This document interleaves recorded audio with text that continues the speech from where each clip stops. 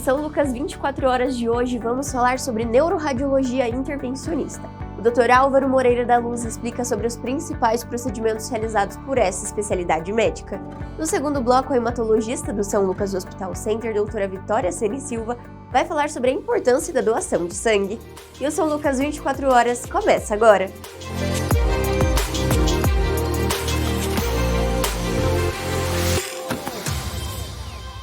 Olá, sejam bem-vindos a mais uma edição do São Lucas 24 horas.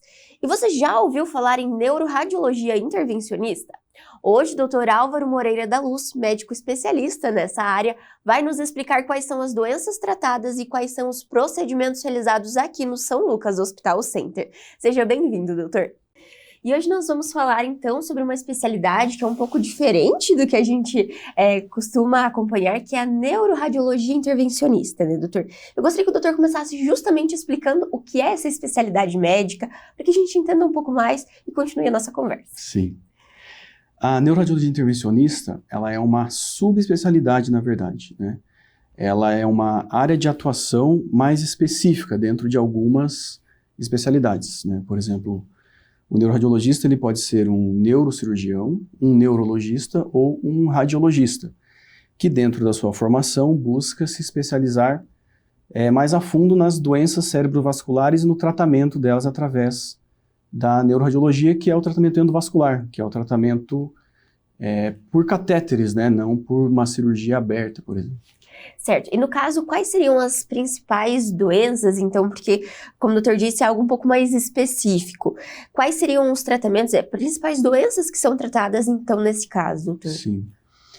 Basicamente, a gente trata muito AVC, né? Tanto na prevenção ou até mesmo quando ele acontece. Tanto o AVC isquêmico quanto o hemorrágico, né? Sim. Então, dentro disso, por exemplo, um AVC hemorrágico ele pode ser causado por um aneurisma cerebral. Você trata aneurismas cerebrais. Um AVC isquêmico, ele pode ser causado por uma obstrução de carótida, da artéria, uma das principais artérias do pescoço, né?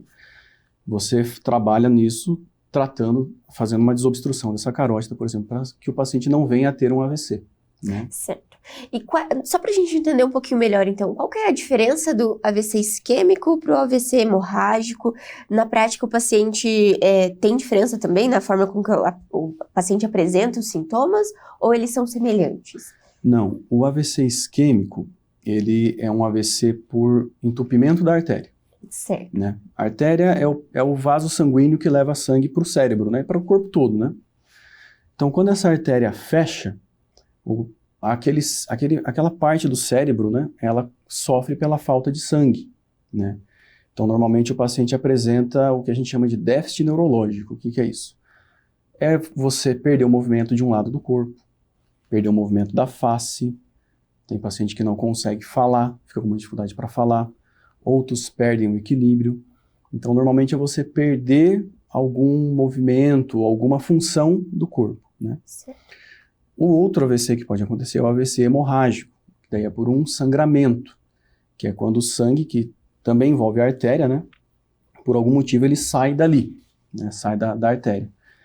E ele pode levar a um sangramento no cérebro em várias proporções, né?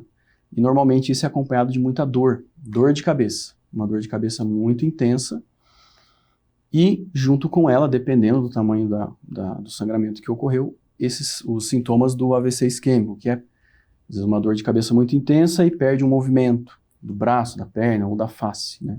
Entendi. São as apresentações mais comuns. E só pra gente explicar também que quando a gente fala do AVC, é o acidente vascular cerebral, né, doutor? Pra explicar também melhor pro pessoal que tá assistindo.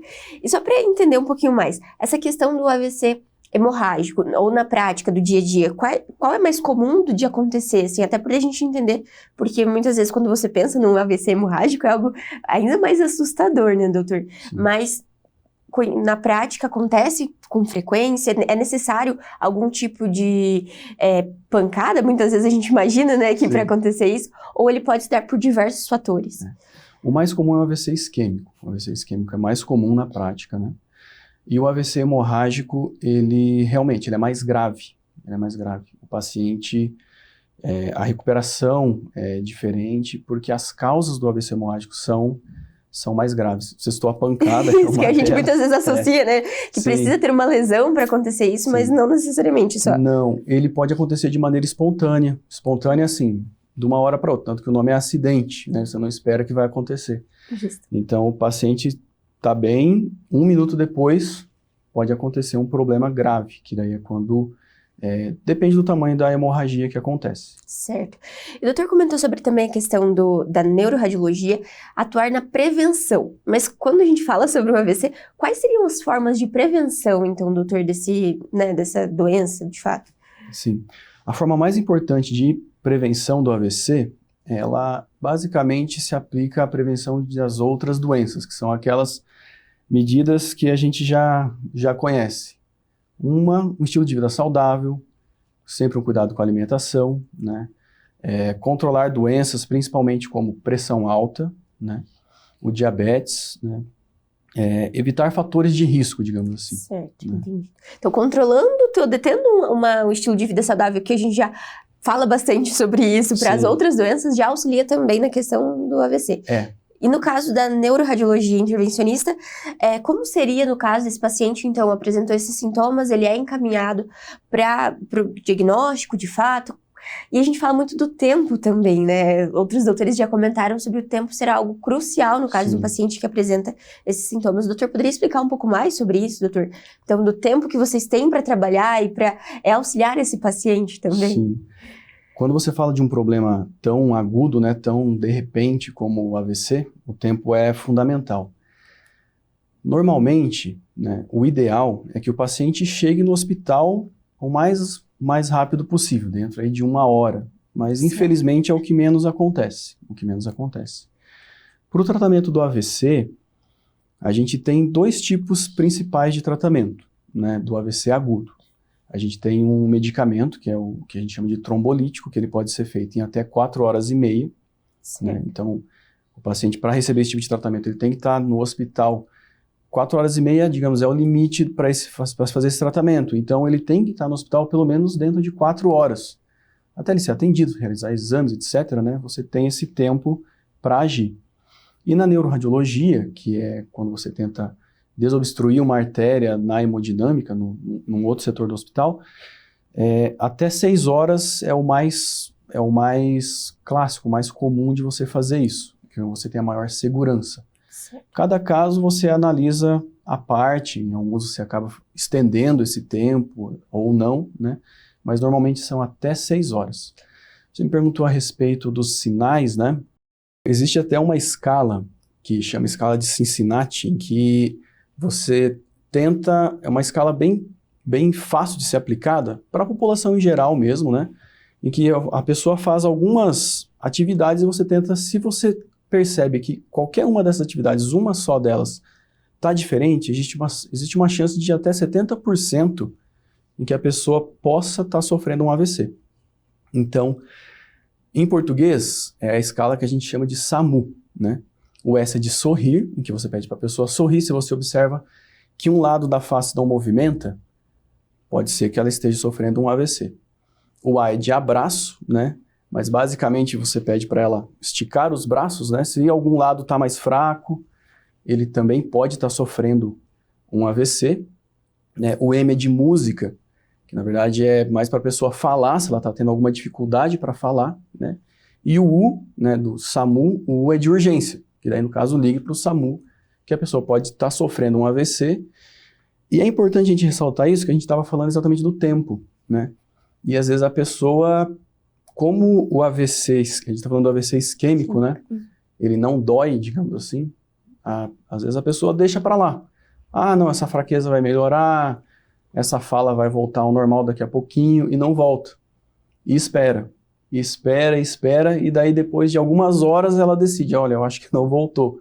E vai no hospital. E daí o tratamento dela acaba sendo prejudicado, né? Certo. E, doutor, quando a gente fala nessa questão do paciente, qual que é o perfil de paciente? Lógico que a gente entende que pode acontecer com qualquer um, mas existe um perfil de paciente que tem tendência a ter AVC? Então, a gente fala da questão de idade também relacionado, até pela Sim. questão do próprio identificar o que está acontecendo, né? Sim. Porque se a gente pensa, às vezes, muitas vezes nos idosos, então a família também é muito importante para olhar e perceber se esse idoso tá tudo bem. Acho que isso também é importante a gente falar, né, doutor? Sim, é bem importante porque a idade é um fator, digamos, você não consegue mudar. Então, a partir dos 50 anos, realmente, o risco é maior de você ter um AVC, né? Mas principalmente os pacientes que têm alguma outra doença, né? Se você tem alguma doença do coração, né? Passou por algum procedimento cardíaco, etc., você tem realmente um risco maior de ter um AVC, né? Pressão alta, diabetes, né? Esses pacientes realmente têm um risco maior de acabar sofrendo um AVC. Certo. Então, pra gente falar um pouquinho mais da prática, do trabalho realizado, de fato, o doutor comentou sobre a questão dos cateterismos, mas eu queria que o doutor explicasse pra gente de uma forma, talvez com exemplos, de como que é feito, então, esse paciente, essa desobstrução, ou até mesmo o tratamento de outras doenças através da neuroradiologia. E o doutor comentou também sobre a questão do diagnóstico e também de tratamento. Então, como que seria essa relação de diagnosticar e já fazer o tratamento? Sim, sim. Os exames médicos, eles têm níveis de detalhes. E quando a gente fala das artérias e veias do cérebro, né, das doenças cerebrovasculares, a neuroradiologia ela entra por quê? Porque um dos principais procedimentos, exame diagnóstico, né, que a gente faz na hemodinâmica é a arteriografia cerebral. E ela é um exame que traz muito detalhe, né, dessas artérias e veias. Então, normalmente, quando existe algum outro médico também tem uma dúvida diagnóstica relacionada a isso, ele acaba solicitando, né, para a neuroradiologia que realize este exame da arteriografia cerebral, em que você consegue ver com maiores detalhes as artérias e veias do cérebro para determinar o tratamento daquele paciente. Por exemplo, no caso de alguém que teve uma hemorragia cerebral, às vezes isso já acontece mesmo na prática, o paciente é submetido a uma tomografia, uma ressonância, que realmente não identifica o problema. E você faz um exame desse de arteriografia e acaba encontrando um pequeno aneurisma cerebral, né? Ou alguma pequena malformação arteriovenosa, estuda o caso, obviamente, realiza o tratamento e consegue fazer com que aquele paciente diminua muito o risco dele de ter uma nova hemorragia cerebral, por exemplo. Certo. E é feito essa questão desse tipo de exame, ele é feito então com um catéter também que é inserido no paciente? Como que seria isso, doutor? Sim, até eu tô com um paciente internado aqui que eu estava conversando com ele antes de vir para cá e eu explicando para ele, olha, o senhor foi submetido a um tratamento, como o senhor está, etc. A gente mexeu aqui na cabeça e daí eu perguntei como é que tá a sua perna, né? Como que tá aqui a região da virilha. Ele falou assim, mas você operou a cabeça? Isso, justamente. Eu falei, sim, a gente tem dois locais principais, né? Que são os utilizados pela maioria desse tipo de procedimento, não só da neuro, mas da vascular, da cardiologia, que é pelo braço, pela artéria radial, ou pela perna, que é na artéria femoral, né? Pela região da virilha, né? Certo. Em que você coloca um catéter e vai navegando com ele, atravessa todo o abdômen, o tórax, chega no pescoço e vai até a cabeça. Caramba, algo muito diferente mesmo. Justamente essa é a dúvida da questão de... É um espaço entre do corpo que ele passa. Digamos, nessas questões de cateterismo, foi o tratamento endovascular neurológico, né? Ele acabou se desenvolvendo mais depois que todas as áreas outras já estavam mais desenvolvidas, até porque, pela delicadeza dos materiais, precisava de um avanço maior, né? Que bacana, entendido. E, doutor, quando a gente fala sobre a questão do paciente, então, que o doutor estava explicando, como que é no dia a dia? Então, muitas vezes, esse paciente chega com um AVC e já precisa ser submetido, mas existem preparos para realizar os procedimentos, então, na neuroradiologia? Ou o que diferencia, então, para a gente entender? Porque a gente está falando uma parte que é sensível, que é o cérebro também, né, doutor? Sim. Os procedimentos diagnósticos, né, eles têm a mesma forma, né, de todo o exame que você precisa utilizar contraste, então alguns medicamentos que o paciente toma, né, que podem ter alguma interação com o contraste, esses medicamentos são suspensos, né? E a gente sempre preconiza que o paciente realize uma hidratação melhor por conta do contraste que é utilizado, mas o preparo é semelhante aos outros exames médicos, não difere muito por se tratar da cabeça, né, ou do pescoço ou da coluna. Não, o preparo é semelhante, não muda nada. Entendido também.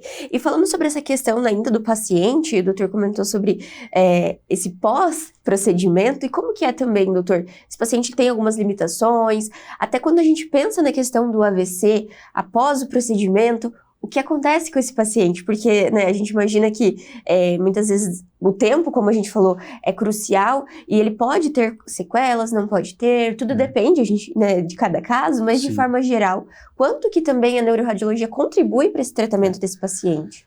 O tratamento do AVC talvez seja uma das terapias em que a neuroradiologia fez uma diferença muito grande. Por exemplo, historicamente, né, contar um pouco da história disso. Claro. Isso tudo começou a ser feito em 2015. Saíram os principais estudos sobre isso. Esses estudos, eles comparavam você fazer em pacientes específicos, né, com artérias, com os grandes vasos, na verdade, que a gente chama, que são artérias de maior calibre do cérebro, comparando quem era submetido a esse tipo de tratamento e quem não era. Certo. Os estudos foram suspensos na metade, digamos assim. Por quê? Porque o paciente que era submetido ao tratamento, ele evoluía muito melhor. Então, ele nem precisou, digamos assim, pegar todo aquele número de pacientes que eles queriam para o estudo, nem foi necessário. Com um número menor, eles já determinaram, não, faz muita diferença esse tipo de tratamento, né? E a gente vê na prática mesmo. A gente estava falando um pouco sobre o tempo, né?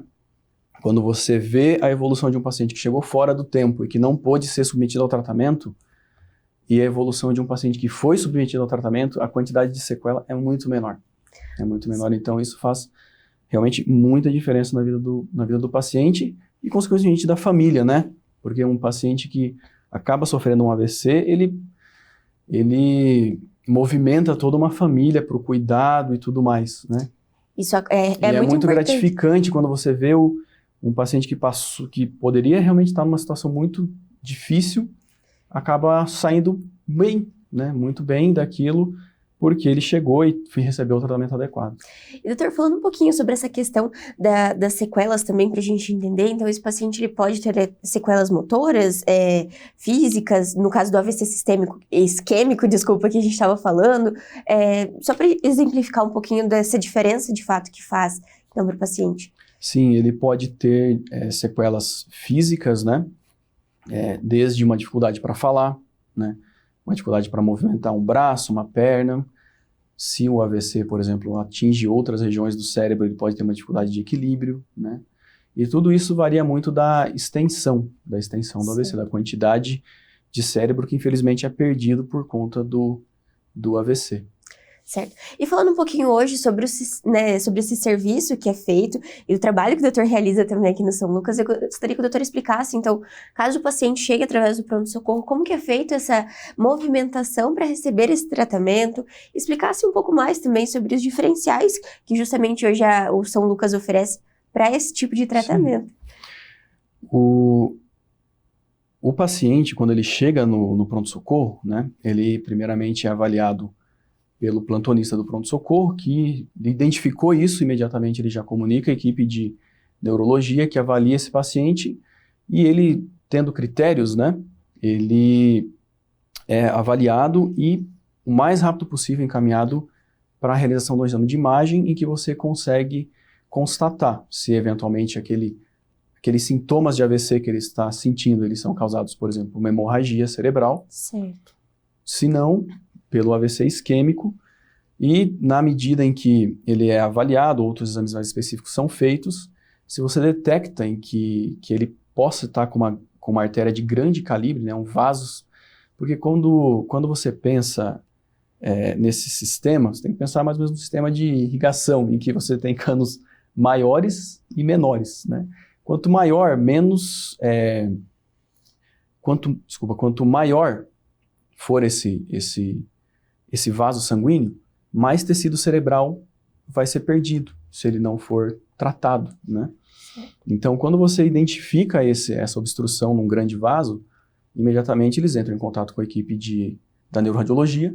Se o paciente tem condições de ser submetido ao tratamento, ele imediatamente é encaminhado e a gente realiza todo o diagnóstico e o tratamento no momento, né? Ali você já consegue, através dos exames de imagem, olhar exatamente, não, tem uma obstrução nesse lugar, a gente pode, é possível a gente tentar desobstruir aquilo. Desobstruir é desentupir. Isso, que fica um pouco mais claro também. E doutor, falando sobre essa questão, né, a gente falou bastante sobre o AVC, mas existem outras. E um ponto que o doutor falou que é interessante da gente explicar é o que seria o aneurisma, que Sim. pode causar também, só para a gente complementar a nossa fala. Sim. O aneurisma cerebral, ele é uma outra patologia, mas daí ele está relacionado ao AVC hemorrágico, que é quando sangra, né? E é um outro grande tratamento uma grande área de tratamento que você realiza pela neuroradiologia intervencionista, né? Pela neurocirurgia endovascular também, você pode chamar. Que é o tratamento que você consegue fechar esse aneurisma através das artérias, né? E você pode fechar ele tanto na fase aguda, quando ocorre um sangramento, ou quando você descobre o aneurisma de uma forma incidental, porque são duas situações bem diferentes. É a mesma doença, mas o paciente está em situações bem diferentes. Um aneurisma cerebral, normalmente, ele não dá sintomas. Às vezes, é uma questão que todo mundo fica no consultório pensando assim, mas doutor, eu tenho dor de cabeça, é pelo aneurisma? Não é. Tonturas, etc., é pelo aneurisma? Não é. O aneurisma cerebral, ele só dá sintoma se ele é muito grande, mas é muito raro ele ter um volume ao ponto de ele dar sintoma, ou quando ele sangra. Aí, quando ele sangra, o paciente entra no quadro do AVC hemorrágico, que é muito mais grave. Então, nessas duas situações, a neuroradiologia pode trazer um benefício, pode tratar o paciente, pode fechar esse aneurisma da mesma maneira em que são feitos os outros tratamentos, com catéteres microcatéteres que vão até o cérebro, e você consegue colocar alguns. Aí cada caso vai ser avaliado, né? Certo. Você pode fechar aquilo de diferentes maneiras. Algumas vezes com coils, algumas vezes com stents, mas cada caso tem a sua particularidade. E é uma evolução muito grande da medicina, né, doutor? Quando a gente pensa nisso, o doutor comentou sobre os estudos, então de 2015 para cá, são 10 anos. E é uma diferença que tem trazido benefícios significativos para os pacientes. Então, ter também esse tratamento em Cascavel, na nossa região, para os pacientes, é algo que traz ainda mais segurança, acredito, para todos nós. É importante ressaltar que o Brasil também teve um grande avanço com isso, porque esses estudos que eu citei de 2015, eles são estrangeiros, eles são de fora, né? E foi feito um estudo grande, brasileiro, que teve os mesmos resultados, os mesmos benefícios, quando a gente estuda, aplica na nossa população. Então, a gente vê que a forma de se tratar, ela é aplicada em todas as populações. O doutor comentou sobre alguns critérios, então esse paciente passou pelo pronto-socorro, foi todo avaliado. Quais seriam os critérios, então, para ele ser indicado para fazer o procedimento, doutor? Sim. Alguns critérios são principais, né? Primeiro, o tipo do AVC que o paciente está apresentando, se ele tem muito déficit, se ele tem muita perda de movimento ou não, né? É um critério muito importante. O tempo é fundamental. Então, esse paciente chegar a tempo no hospital é muito importante, porque se ele chega muito tempo depois, não tem terapia que a gente possa oferecer, né? Certo. Depende dos medicamentos que o paciente faz uso, né? Mas para a terapia endovascular isso é muito restrito, né? Praticamente quase não tem medicamento que impeça você de realizar isso. E das condições de saúde do paciente, principalmente como ele estava antes de sofrer o AVC, né? Se ele tinha uma condição de saúde melhor, né? Ou se ele já estava muito debilitado, tudo isso são fatores que a gente vai avaliando para determinar se trata o paciente ou não. Então é muito importante também a gente entender sobre isso, para que às vezes o pessoal fala, mas por que não foi feito? Ou por que vai ser feito? Também acho que é importante explicar. E doutor, para a gente encerrar nossa conversa, eu gostaria que o doutor destacasse, então, novamente, para quem está assistindo em casa, então, quais são os principais fatores para quem precisa buscar ajuda, não só a questão também do AVC, né, que a gente comentou bastante hoje, mas questão neurológicas mesmo, que podem ser tratadas através da neuroradiologia intervencionista. Por favor. Obrigado. Eu acho que a questão mais importante a ser destacada nessa conversa é saber identificar, saber valorizar o que aquela pessoa está sentindo, não simplesmente pensar, não, isso não é nada, isso vai melhorar, isso vai passar. Por quê? Porque diretamente tem a ver com o tempo. Porque se você deixa esse paciente ficar muito tempo, seja em casa, seja num outro setor de atendimento e não valoriza aquilo, esse paciente perde um tempo muito precioso em que o tecido cerebral dele está morrendo e aquilo não vai voltar, se você não realizar o tratamento correto, seja através de medicamentos, seja através até mesmo de um cateterismo. Então, acho que a informação mais importante é valorize o que o paciente ou seu familiar está sentindo e busque ajuda o mais rápido possível. Na dúvida, a gente sempre fala isso. Passa por uma avaliação, descarta que não é, do que depois acabar perdendo esse tempo, Sim, essa exatamente. oportunidade, né, doutor? Muito obrigada pela participação. Fica o convite para vir mais vezes. Convite. E eu sou o Lucas 24 Horas, vai para um rápido intervalo e no próximo bloco nós vamos falar sobre doação de sangue. Não saia daí.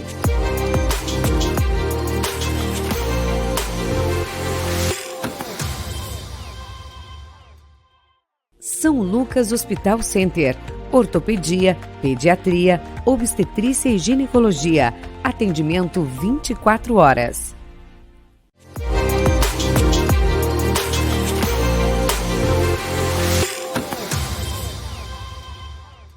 A amamentação é um gesto de cuidado com a mãe e com a saúde do bebê. E no São Lucas Hospital Center, o incentivo ao aleitamento materno é constante. Confira agora um pouco mais sobre o posto de coleta de leite humano da instituição.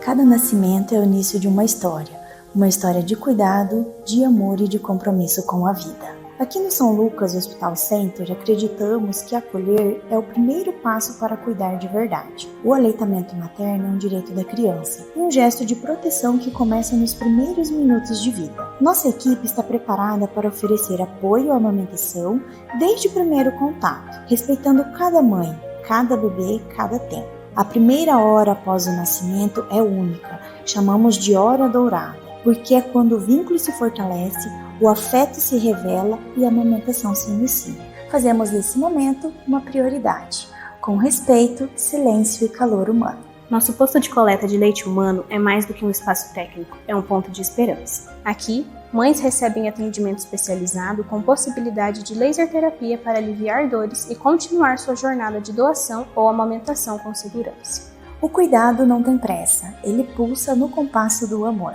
Com o método canguru, oferecemos aos bebês prematuros e de baixo peso a chance de crescer junto ao corpo e ao calor dos seus pais. Cada gota doada salva vidas. A doação de leite humano é um ato de generosidade que transforma a vida dos bebês. A nossa instituição auxilia, acolhe esse gesto tão nobre. A saúde do futuro começa com o leite materno. O leite materno ensina o bebê a crescer, a amar e confiar. Amamentar é um ato de amor que nutre para toda a vida. Amamentar reduz doenças, fortalece vínculos e salva vidas. Leite materno, o amor que se transforma em saúde. Aqui no São Lucas Hospital Center, cada gesto é um passo para o futuro mais saudável. Porque cuidar começa no colo e continua para sempre. O mês de junho começou e é conhecido como Junho Vermelho, um mês dedicado a destacar a importância de um gesto simples, mas que salva vidas, a doação de sangue. E para falar sobre o tema, recebemos hoje a médica hematologista do São Lucas Hospital Center, doutora Vitória Sene Silva, que vai explicar um pouco mais sobre como funciona a doação de sangue, quem pode doar e por que esse ato solidário é tão essencial para a saúde. Seja bem-vinda ao São Lucas 24 Horas, doutora. Muito obrigada, agradeço muito pelo convite. E hoje nós vamos falar sobre um gesto de extrema importância, que é a doação de sangue. E a doutora é hematologista e a doutora, mais do que ninguém, pode falar pra gente sobre a importância desse gesto. E eu gostaria que a doutora começasse explicando, na verdade, sobre o tipo de paciente que precisa, né? Porque às vezes a gente tem uma ideia de que a doação de sangue é para um tipo específico de paciente, mas é algo muito mais abrangente, certo? Perfeito, exatamente. Então, de conhecimento geral da população, existem aquelas necessidades que são imediatas. Paciente que se acidentou, por exemplo, perdeu muito sangue, precisa de transfusão ali para a hora. Isso é um exemplo muito prático e muito real, assim, da necessidade de transfusão.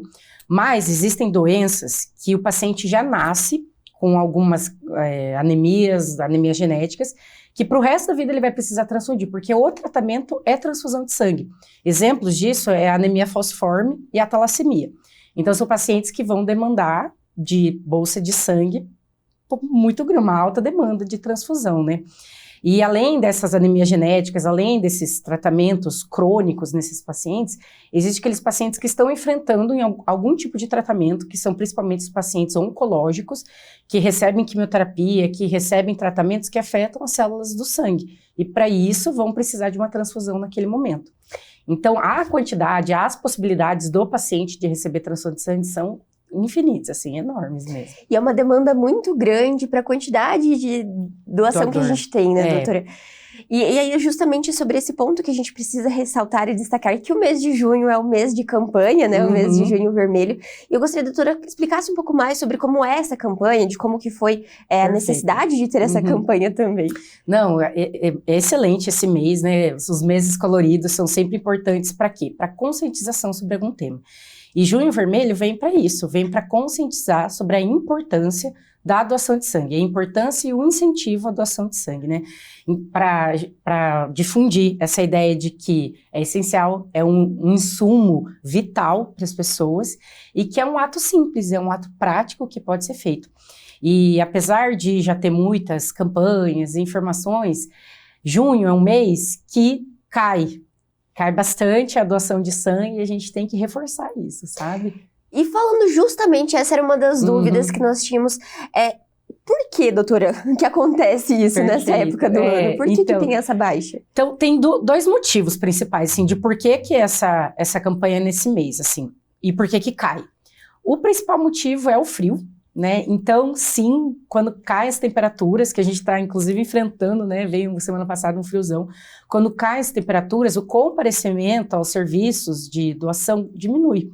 E, claro, existe o risco de propagação de vírus, tem maior probabilidade de virose, de gripe, o doador prefere ficar em casa, totalmente compreensível.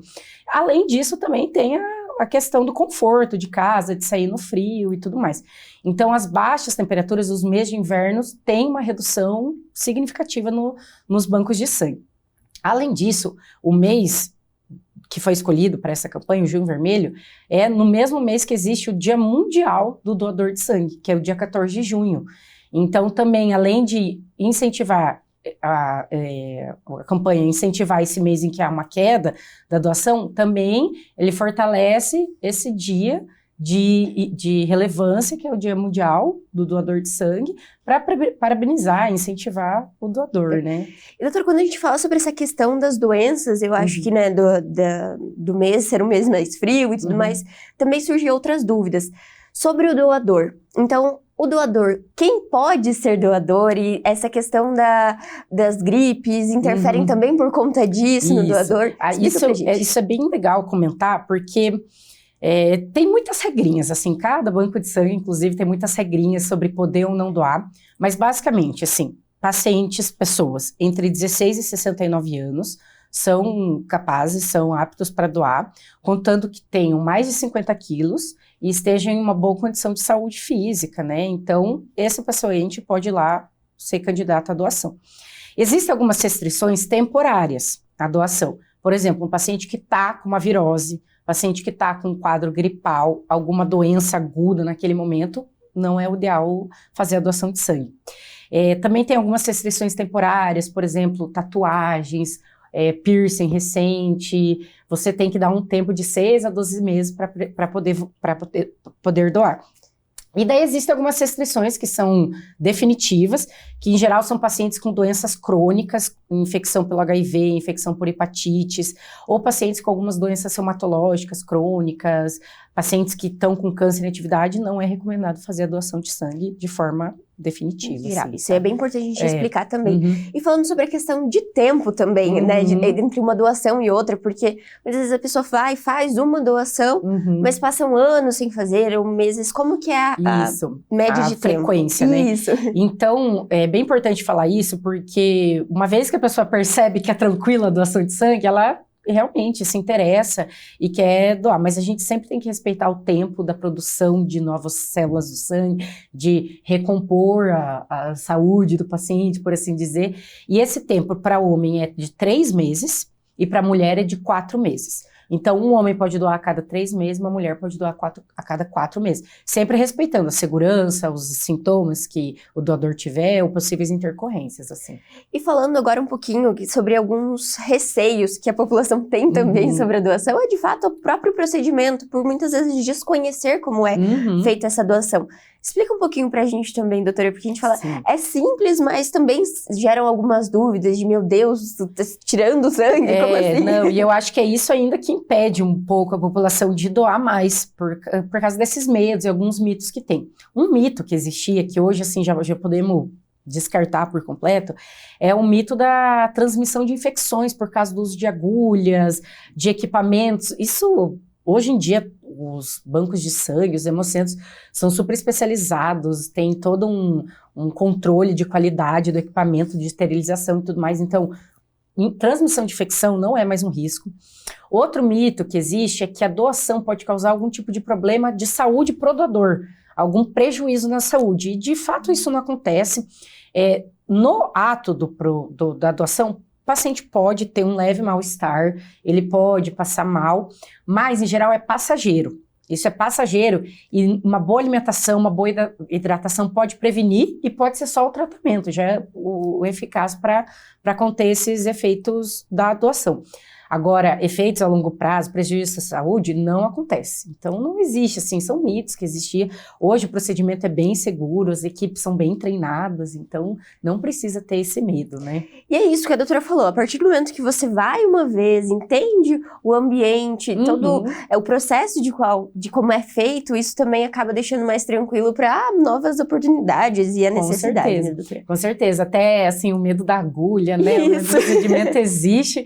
E, claro, existe, tem gente que tem medo, não tem o que fazer, assim, mas eu acho que tem que levar mais o ato da doação como uma experiência mesmo, assim, uma experiência de segurança, claro, uma experiência de que você, no fundo, está salvando gente, você está fazendo um ato de filantropia, um ato de ajuda ao próximo, assim, né? Então, mais do que esse medo, assim, levar mais como uma experiência, né? Uma coisa muito boa que você está fazendo e que gera, assim, um sentimento de gratidão, bem legal, assim. E falando justamente sobre essa questão de salvar vidas, a questão da doação de sangue não é só o sangue, né? Tem muito mais envolvido. Isso é bem legal. Uma bolsa de doação, uma bolsa de sangue, pode gerar até 4 componentes, né? Que é o sangue, propriamente dito, mas também gera plaquetas, gera criopreceptado e gera plasma. Então, uma bolsa de sangue pode beneficiar até 4 pacientes. Olha só, então é ainda um gesto ainda mais significativo, claro, quando a gente entende a dimensão desses pacientes que necessitam. E, doutora, como seria, então, tipo, a coleta é do sangue normal e aí depois é feito a extração desses componentes? O paciente, o doador só vai lá no banco de sangue, faz a doação e tá liberado. Essa bolsa do doador passa por um processo de centrifugação em que eles separam essas células, separam a plaqueta do sangue, de todos os outros componentes. Então é um processo que acontece lá dentro do banco de sangue, em que essa bolsa é cada vez mais purificada e centrifugada para gerar esses hemocomponentes.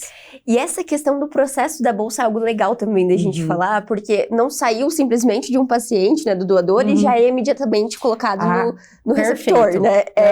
Tem todo um processo por trás disso. E é um processo altamente burocrático e rigoroso, assim, porque a gente tem que garantir esse controle de qualidade, tem que garantir que esse sangue doado não tenha possíveis infecções, contaminações, nem nada. Então, sim, é um processo muito seguro, muito eficaz, assim, e burocrático mesmo, para garantir que tanto o o doador quanto o receptor vão estar isentos de complicações. E falando sobre algumas dúvidas também que surgem, é sobre mas meu fator né, do RH é então não precisa, só precisa de doação para quem é O, porque muitas vezes tem esse mito em cima da questão dos fatores, mas também não é só isso. Como né, que é isso? Assim, quanto mais bolsa de sangue no banco de sangue, melhor. Não importa qual a tipagem sanguínea, sistema ABO, RH, quanto mais bolsa de sangue, melhor. Existem alguns sangues que são mais raros, né? E por isso tem estoques menores no banco de sangue. Por exemplo, o AB, né? É um sangue mais raro na população. Então, ele por si só vai ser menos encontrado. Mas existe também os doadores universais, que é aquele que pode doar para todo mundo, aquele sangue que pode doar para todo mundo.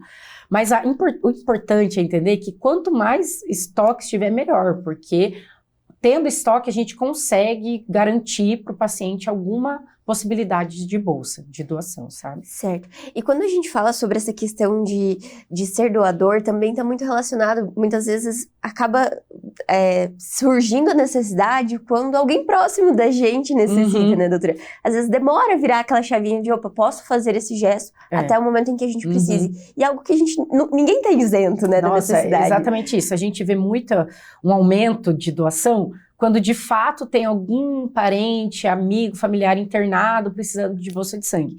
E hoje em dia existem muitas campanhas assim de conscientização, de incentivo à doação. Junho mesmo, né, o Junho Vermelho, o próprio Hemocentro, o Banco de Sangue de Cascavel fazem campanhas de doação, mas a gente ainda percebe que as maiores doações acontecem porque alguém está internado, porque um amigo, porque um parente falou. É excelente, eu acho que é sim através da comunicação, através desse telefone, assim, de passar de um para outro que aumenta, mas acho que a população também precisa doar de forma espontânea, assim, de forma individual, sem precisar ter muito mais do que um amigo que está internado.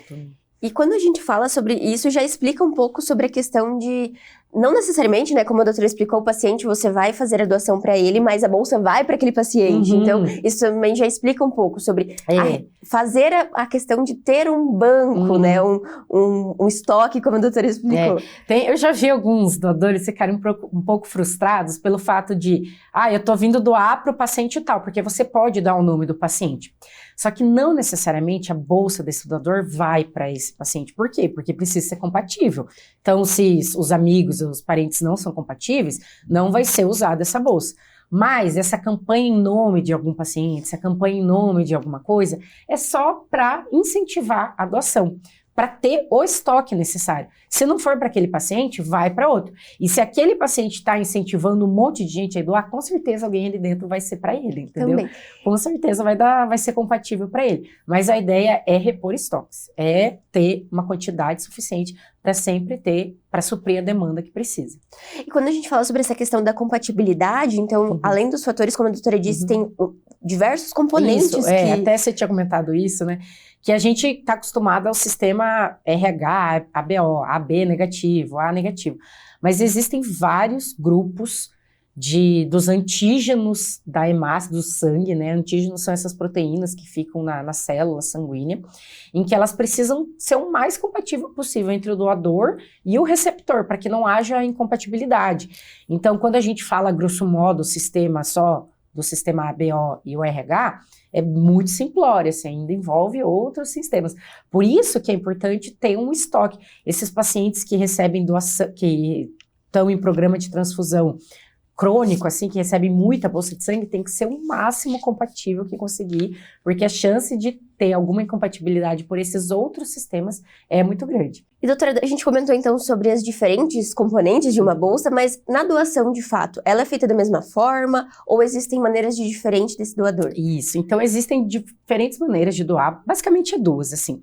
Existe a doação tradicional, em que o doador ele vai lá, é coletado para um acesso periférico mesmo, é coletada a bolsa de sangue. Mas existe também uma doação que é chamada doação por aférese, que é uma máquina específica de doação, assim, em que o paciente já é pré-selecionado, ele é avaliado para ver se ele pode ser um doador por aférese.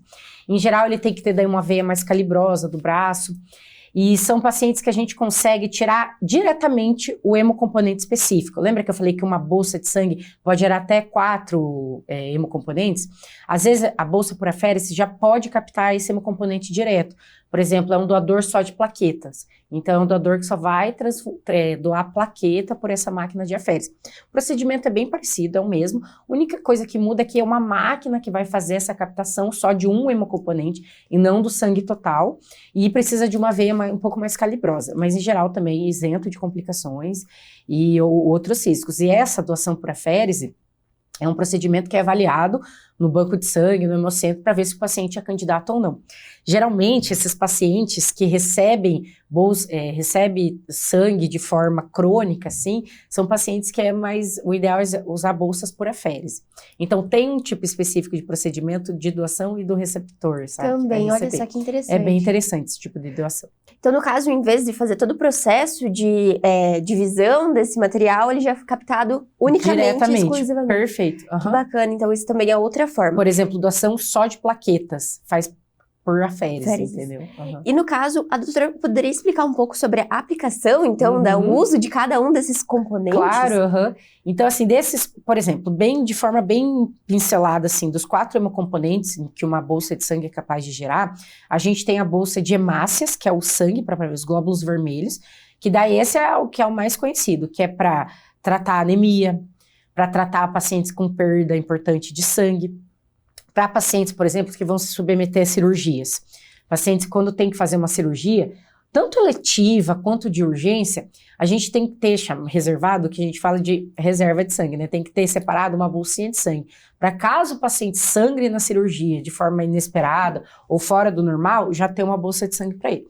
Então, a bolsa de sangue dos glóbulos vermelhos é essa bolsa para tratar anemia, para perda de sangue, que é da bolsa de plaquetas, por exemplo, que é para reposição de plaquetas.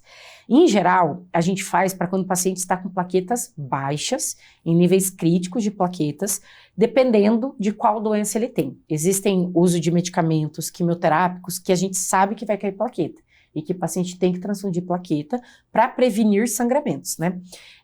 Então, basicamente, plaqueta é nesses casos em que tem uma diminuição de plaquetas, níveis críticos, ou por causa de medicamentos, ou por causa de alguma infecção. Por exemplo, a dengue, né? A dengue é uma infecção que sabidamente causa diminuição de plaquetas. E às vezes é tão baixinho que vai ter que precisar transfundir plaquetas. Olha só. Crio precipitado e plasma já são bem específicos. Plasma é quando o paciente tem algum distúrbio de coagulação, alguma coagulopatia, deficiência de fator de coagulação, alguma coisa assim, alguma doença hepática, o paciente esteja sangrando e há necessidade de transfundir. Então, é bem específico. Da mesma forma do crio precipitado, ele é um concentrado em que ele é rico em fibrinogênio, que também é um fator da coagulação, assim, e tem alguns pacientes que têm deficiência de fibrinogênio, tanto congênita quanto adquirida, assim, e que vai precisar desse crio. Então, pensando nisso, né, a possibilidade de uma transfusão de sangue é imensa. Tanto distúrbio de coagulação, de anemia, de fibrinogênio, é muito. E ainda muito dentro dessas divisões, ainda tem a questão da compatibilidade, então, também com a plaqueta? Existe também. Também. Não só com a bolsa, como todo. Em geral, é plaqueta e sangue, né, que a gente precisa, e o concentrado de hemácia que a gente precisa garantir essa compatibilidade. Certo, então também é necessário ter esse estoque também para atender toda essa população. Exatamente. Um hospital, assim como São Lucas, que tem bastante cirurgia, a gente tem que ter a garantia de que um paciente que vai para uma cirurgia, se sangrar, tem uma bolsa de sangue para ele. E, doutora, pensando um pouquinho sobre a questão da logística de tudo isso, né? Então, nós temos a agência transfusional, mas como que é o armazenamento desse material também? Sim, isso também é bem burocrático nos bancos de sangue, assim. Armazenamento do plasma fresco congelado é em temperaturas negativas que chegam a ser menos 30 graus, menos 20 graus. Então, é em congelamento mesmo. A bolsa de plaquetas é a única que fica em ar ambiente, assim, numa temperatura ambiente, e fica em movimentação, dela até tem uma validade menor por causa disso. Por isso também que plaqueta, às vezes, perde a validade sem ser usado, e a gente precisa ter de forma ali sempre reposta as plaquetas, porque se não é usado num prazo de 5 a 7 dias, ela já é descartada. Então também ela não tem um tempo de validade maior, ela fica em ar ambiente, fica em temperatura ambiente. A bolsa de sangue precisa de congelamento também, precisa de resfriamento. E ela, em geral, uma bolsa de sangue dura de 30 a 40 dias, dependendo do anticoagulante que tem na bolsa. Então, também tem cada bolsa, se você for ver, tem uma temperatura ideal e um tempo ideal de estoque, também. Sabe? Olha, essa questão do prazo também é um fator muito importante. Exato. Porque daí, às vezes, a pessoa acha que fez a doação, vai durar por muito tempo, mas não. E falando também, justa outra dúvida da doação, doutora, quanto que é tirado desse paciente? Porque ele fala assim, meu Deus, tirou todo o meu sangue. É e verdade. Se eu precisar, o que vai acontecer? Esse é outro mito que eu acho que está associado ainda um pouco à doação de sangue. É que quanto que tirar, e quanto que eu tenho de litro, quanto que eu vou tirar, vou passar mal, não vou ter sangue. Não, é uma quantidade mínima comparada ao que a gente tem, né? Então é tirado em torno de 300 a 400 ml de bolsa de sangue. Isso, em 1 a 2 dias, a medula óssea do paciente, do doador, é capaz de repor já. Então ele nem vai sentir muito. No dia a gente orienta mais repouso, orienta uma alimentação mais reforçada, uma hidratação, mas em questão de 1 e 2 dias já é reposto esse sangue que foi doado. Por isso que é importante ter um estoque para suprir tudo. A necessidade. A necessidade é infinita, assim. Não é só aquele paciente que está sangrando ali, então... Hoje aqui em Cascavel nós temos então o centro, né, o banco de doação de sangue, e aqui no São Lucas nós temos a agência transfusional que distribui né, esse sangue para os pacientes que necessitam também. Então, como a doutora disse, o paciente pode ir lá, né, o doador pode ir até o banco de sangue e direcionar para a agência. Aqui em Cascavel tem o Hemocentro para fazer a doação de sangue e o banco de sangue de Cascavel, né? E daí esses sangues vão para as agências transfusionais, como tem aqui no São Lucas, e que é distribuído. E direciona também, porque quando a gente pensa em hospital, tem essa rotação também grande, que nessa necessidade grande, que às vezes pacientes de cirurgia, né, em outras oportunidades nossa, uma altíssima demanda. Que necessita. E, doutora, existem outros mitos também que a doutora percebe que afastam ainda mais, ou que a doutora comentou sobre a questão das infecções, mas ainda hoje, o que a gente poderia ainda reforçar sobre a necessidade? Eu acho que o mais importante é entender que esse é um procedimento seguro, assim, e é um procedimento rápido e prático. Eu não sei se a população tem um pouco de preguiça, de ter um pouco de medo de ir lá, furar, doar sangue e passar mal, mas cada vez mais a equipe são bem treinadas, está bem treinada para acolher, para orientar o paciente, e no procedimento mesmo, você recebe uma comidinha no final, uma bebida, ela dificilmente vai mal para casa, sabe? Então, acho que esse mito de passar mal, de fazer mal à saúde do doador que tem que ser quebrado, assim, né? Um tabu que pode ser quebrado. Certo. E outra dúvida ali que a doutora explicou um pouquinho sobre também a questão de ir para diferentes, né? Ter uma bolsa, poder salvar 4 pessoas. E ela serve, no caso, a questão da doação de sangue, ela serve tanto para um paciente adulto quanto pediátrico? Sim. Não tem diferença nisso, doutora? Ou existe? Perfeito, não tem diferença. Então, o paciente pediátrico que também precisa, ele vai receber o mesmo... Tem diferença com o receptor da quantidade que ele vai receber, do que ele vai receber. Mas a pessoa adulta não doa necessariamente só para adulto, pode doar para criança e tudo mais. Olha, isso é bem interessante a gente falar, porque também é um perfil de paciente que precisa também bastante. Tem crianças prematuras, internado em UTI neonatal e tudo mais, são outra demanda importante para a transfusão de sangue, sabe? Certo. Bem lembrado. E doutora, dentro do consultório, do atendimento que a doutora comentou sobre os pacientes oncológicos, com algumas doenças que necessitam também, como que é na prática para o paciente que precisa receber também, né? Porque a gente fala sobre o gesto de doar, mas também tem aquele que está recebendo. Exato. E é muito importante a gente falar sobre esse lado também, que a vida dele está dependendo da doação de outras pessoas. Perfeito. Né? É um ponto muito legal que você traz, porque, de fato, quando a pessoa percebe da importância que é receber uma bolsa de sangue, de plaquetas, de algum hemocomponente, você percebe o quanto ela começa a difundir isso daí. E ela mesma traz, nossa, falei com meu amigo, a gente vai fazer uma campanha de doação de sangue. Então, assim, é muito bonito ver o paciente que ele se sente, assim, realmente acolhido, ele se sente importante, aquele ato que alguma pessoa que ele não faz ideia quem foi, ajudou ele, sabe? Então, ele também difunde isso. Então, é um lado bem legal de ver do paciente que está recebendo isso. E como a gente disse, né, você não sabe quando vai precisar, então é um momento que faz a gente refletir muito sobre esse gesto e tirar um tempinho do dia e quando fazer a gente esse vai precisar, quando o nosso amigo vai precisar, então é importante sempre ir lá fazer uma doação, né? Isso mesmo. Doutora, pra gente complementar ainda mais a nossa conversa sobre esse tema que é de extrema importância, como a gente disse, eu gostaria que a doutora deixasse uma mensagem também para nossa população, então, sobre essa necessidade. Então, a gente falou bastante hoje sobre a campanha, mas a campanha é o ano todo, né? Exatamente. Então, o que eu acho muito legal, assim, eu acho que o que a gente tem que levar da doação de sangue é que é uma experiência de ajuda ao próximo, de ajuda a pessoas que estão realmente precisando e que depende disso, né? É um ato que pode até salvar vidas.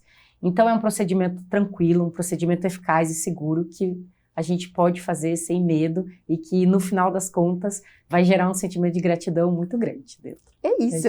Doutora, muito obrigada pela participação no São Lucas 24 Horas. Fica o convite para vir mais vezes, para falar sobre saúde, esse assunto que é tão importante.